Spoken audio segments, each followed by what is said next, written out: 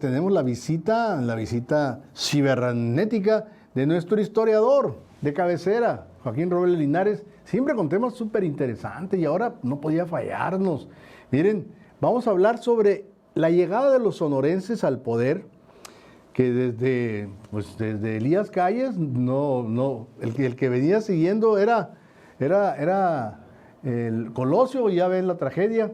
Pero bueno, ¿y qué pasó ahí? Pues pasó el Maximato. Es un fenómeno político muy interesante que hay que revisar porque, déjenme decirles, se están dando las condiciones aquí en México. No va a haber reelección, pero ¿y Maximato qué? Bueno, que nos lo digan los que saben. Ahí está nuestro historiador de cabecera, Joaquín Robles Linares. Joaquín, buenas noches. Pues tenemos problemillas, no se oye, ahorita lo vamos a arreglar. Algo pasó, aquí pasó o ya pasó, pero bueno. Los pongo en antecedentes. Recordar que los sonorenses, a la muerte de Carranza, se empiezan a encumbrar. Adolfo de la Huerta llega, y luego llega Álvaro Obregón, Plutarco Elías Calles. Y bueno, y está muy interesante porque se dieron una serie de factores para que se generara aquel fenómeno que se conoció en su tiempo como el Maximato, porque a Plutarco Elías Calles le decían el jefe máximo de la revolución. O sea, no pudo reelegirse, no me podía reelegir, pues imagínense nada más. Estaba recién el asesinato de Álvaro Obregón, pero tenía el control. A ver, si hay coincidencias, control del ejército, total. Aquí ahorita, total. El control de los gobernadores puede tener, el domingo puede llegar hasta 22 gobernadores, ganar otros 2 el año que entra, 24 de 32. ¿Cómo la ven? ¿Qué más le pongo? Empresarios así de ya dados, también. ¿Qué más le gusta? Un sector popular muy identificado con los programas sociales que hay. Un líder carismático, en fin. Bueno, en lo que se conecta, ya leí el antecedente, pero déjeme de una vez dar la información en lo que se conecta nuestro buen amigo Joaquín Robles Linares. El próximo domingo, señores, va a haber elecciones en 6 estados, a saber, Hidalgo, Oaxaca, Quintana Roo, Tamaulipas, Aguascalientes y Durango. De acuerdo a encuestas y especialistas y analistas dicen que Morena lleva ventaja y en unos casi 2-1 en los estados de Hidalgo, Oaxaca, Quintana Roo y hasta Tamaulipas. Ya tenemos a Joaquín, bueno, ya me estaba picando con la grilla. Vámonos ahora sí a recibir, pasado el sobresalto técnico cibernético, ya lo tenemos al historiador. Joaquín, buenas noches. Buenas noches y la verdad espero que me estés escuchando bien. Muy bien, claro. Qué bueno, excelente. Oye, fíjate que decías bien, el 1 de junio de 1920 llega a la presidencia el primer sonorense en un largo periodo que va a dominar la política nacional. Estamos hablando de Adolfo de la Huerta. Hay que recordar, hacer rápido una revisión. El 21 de mayo había muerto Carranza, asesinado. ¿Ah, sí? Y las fuerzas revolucionarias de la época, encabezadas por los sonorenses como Álvaro Obregón, Plutarco Elías Calles, en fin, se decantan o se deciden por el gobernador de Sonora, que era Adolfo de la Huerta, y entonces asume ese interinato de tan solo 6 meses, porque dejaría el poder el 30 de diciembre para que el 1 de diciembre el general Obregón llegara y tomara posesión de los primeros 4 años de ese periodo presidencial que él quiso repetir después. Llega Adolfo de la Huerta en un periodo importantísimo de la vida de México, con la expectativa pues negativas, nacionales, por lo que había sucedido, y la realidad es que de la Huerta hizo un gran papel, básicamente en 2 sentidos. Uno, pacifica y concilia al país, y quizá la mayor fuerza pacificadora la tuvo con Francisco Villa, a quien convence de que se retire a su hacienda de Canutillo y prácticamente lo inactiva. Y por otro lado, las finanzas nacionales habían tenido un descalabro monumental. Ya me imagino. Después de 10 años de guerra, imagínate, ¿no? Y él logra restablecer el crédito internacional y darle paso a que Obregón llegue y Obregón lo ratifica o le da la posición de secretario de Hacienda en su periodo. Quiero enfatizar un poquito aquí esta situación porque a finales del periodo de Obregón y de la Huerta rompen y entonces viene una rebelión muy importante, la más fuerte que vivió ya el régimen revolucionario. El 60% del ejército federal con los mandos superiores se le rebelan a Obregón y aún así Obregón los vence y logra imponer a Calles. Calles se queda el 24 al 28, Obregón intenta reelegirse, lo asesinan el 28 y ahí es donde comienza lo que tú bien describiste ahorita, lo que se le conoce como el maximato. El maximato.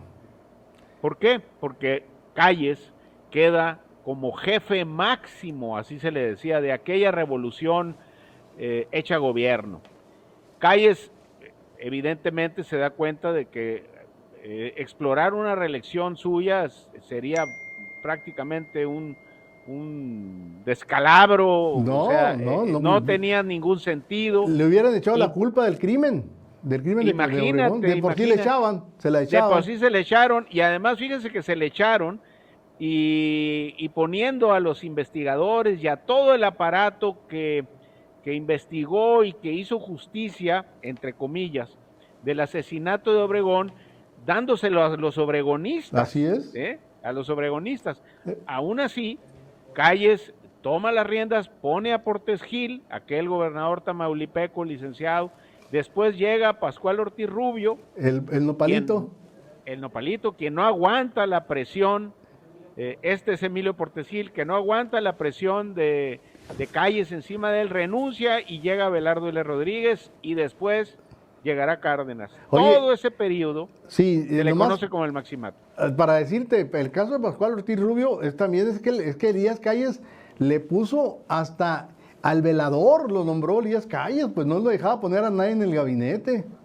No lo dejaba poner a nadie y lo tenía como una sombra permanente y además fíjate que se convirtió en una especie de burla nacional. Sí. Y acuérdense que Pascual Ortiz Rubio incluso sufrió un atentado al entrar a Palacio Nacional, le dieron un balazo en la boca. Así es. Y pues el hombre no pudo con aquella figura tan imponente del general Calles y tan demandante. Además, Calles no nomás tenía eso, y coincide, y voy a unirlo con lo que explicabas. Calles tenía las cámaras, tenía los corporativos obreros, tenía una parte muy importante, tenía los gobernadores, crea el PNR. Ándale, además el partido, como en este caso ahorita Morena, responde a una sola persona. Exactamente. O sea, en Morena no hay democracia, hay un solo jefe mandón. Así es, crea el PNR como instrumento político y arena de contiendas donde él decidía, elegía y ponía a los gobernantes. Luego, además, también tenía el control del Poder Judicial y lo más importante, tenía el control supremo sobre el ejército a través de un general muy brillante que era el general Joaquín Amar. Así es. Entonces, o sea, todas las bases, todas las zonas militares eran de él. Él había puesto a los generales. Eran más fuertes las zonas militares, las regiones militares, eran más fuertes que incluso que las gubernaturas. Así es. Los militares tenían un poder muy grande sobre el control político y además controlaban perfectamente bien todo. Era una política, todo se decidía en función de lo que quería el jefe máximo de la revolución, que era Plutarco Elías Calles.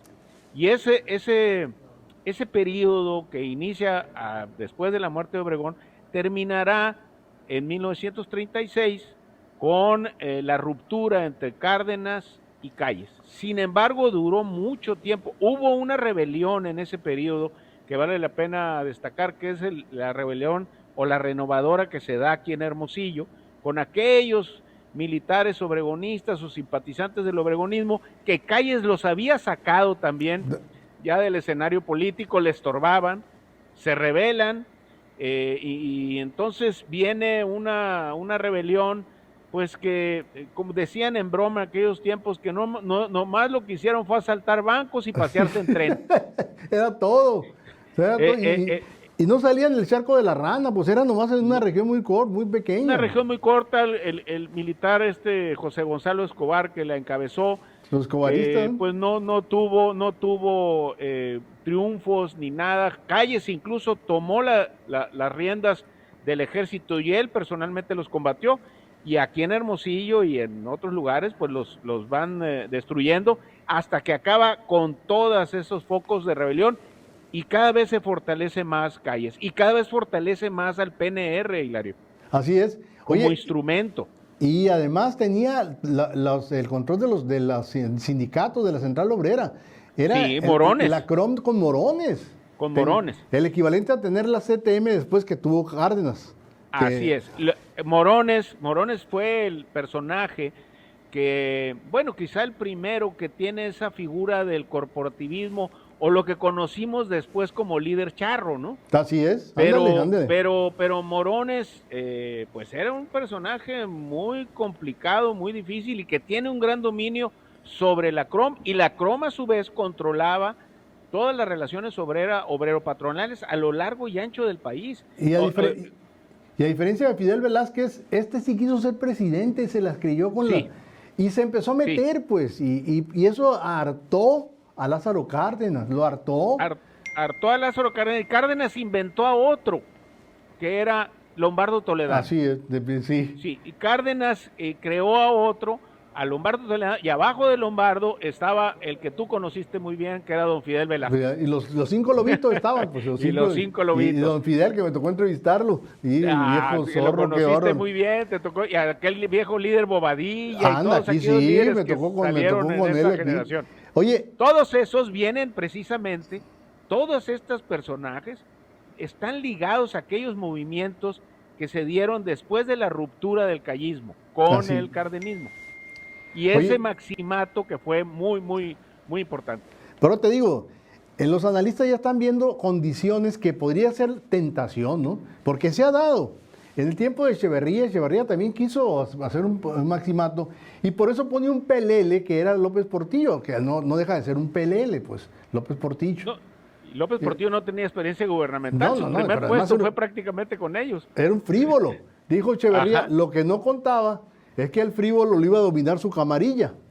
Y luego Salinas también pretendió, a través de nuestro paisano. Fíjate que Salinas también lo quiso hacer, y quiso hacer o emular también a Calles, porque exploró la posibilidad de que el PRI se convirtiera en un partido ligado a su proyecto y incluso cambiarle de nombre, que se llamara Solidaridad. Partido Solidaridad. Y que abrazara una ideología, pues que una mezcla entre socialdemócrata con cuestiones liberales de la época. Lo exploró. Parece ser que le quitaron la idea de la cabeza, pero sí estuvo cerca de hacer eso. Ahora, lo que sostienen los analistas es que después de la consulta por revocación de mandato, que fue un fracaso, 17% no le alcanza, entonces dijeron, con esos números no se puede intentar una reelección, pero con el escenario que está y el que viene, sí puede hacer un maximato, sobre todo si pone a un candidato a modo, así como se están viendo algunos de que el señor le dice, ladran, híncate, se hincan, ruedan, y le pregunta la hora y que la que usted quiera, señor presidente, y brinco, ¿qué tan alto, señor presidente? Oye, así es. Está muy tentador el escenario. Sí. Fíjate que ayer, precisamente, creo que fue ayer, Porfirio Muñoz Ledo hizo unas declaraciones tronantes. Sí, muy fuerte. Ya se le contestaron, que está muy viejo. Y él habló también de un maximato, y habló de algo que tenía el maximato, que era el poder heredable. A fin de cuentas, el que hereda es el que tiene el poder, pero te lo hereda momentáneamente, para que tú lo utilices en beneficio del que te lo heredó. Claro. En este caso, eso era el maximato, y eso hizo Plutarco Elías Calles, y creo que no estás muy desorientado en tu análisis, porque esto lo están intentando hacer. No, bueno, te digo, pero ahorita estamos viendo eso, Es más fácil el maximato, y hay que cuidarlo. Sí. Y lo dijo Muñoz Ledo ayer, Utilizó la palabra también en una parte de su exposición, utilizó la palabra un nuevo maximato. O sea, es algo que ya empieza a verse y empieza a calificarse así, porque si ves y haces una radiografía de lo que es López Obrador y la gente que aspiran a sucederlo, pues no es más que gente menor. No, no, y tú lo ves, por ejemplo, en público, pero sí en lo privado. Recientemente hubo una asamblea de Napoleón Gómez Urrutia, ya saben, que anda de líder ahora, y la gente gritando que se quede López Obrador. O sea, esas porras no son espontáneas, esas porras están preparadas. Entonces, es que tiene todo también, si haces un símil, tiene todo. El corporativismo que crearon, tiene un partido, tiene liderazgo. Las gubernaturas, tiene el ejército, tiene, además ha entregado dinero, pues qué te debo decir, a furgones y furgones y furgones de dinero. Y más va a entregar. Entonces, y además, curiosamente, si tú analizas los periodos presidenciales de hace muchos años, por lo general los presidentes tenían ya 2 o 3, los iban fogueando a tal manera de que esos personajes fueran creciendo ante la opinión pública y en un momento perentorio tuvieran ya las posibilidades de ganar una elección, de competir, de tomar liderazgos. En este caso, abajo de López Obrador, no crecen porque hay puros enanos. Nadie. No hay nadie. Bueno, hay que ver. Por lo pronto el maximato del tiempo ya nos ganó. Así es, el maximato del tiempo es un periodo interesantísimo. Hay una cantidad muy importante de libros. Del tiempo del reloj aquí en el estudio. Así es, así es. Gracias, Joaquín. Seguimos con el tema. Nos vemos. Seguimos. Muy sabroso. Feliz fin de semana para todos. Gracias. Y bueno, vamos a ir a la pausa de volada y regresamos, ¿no?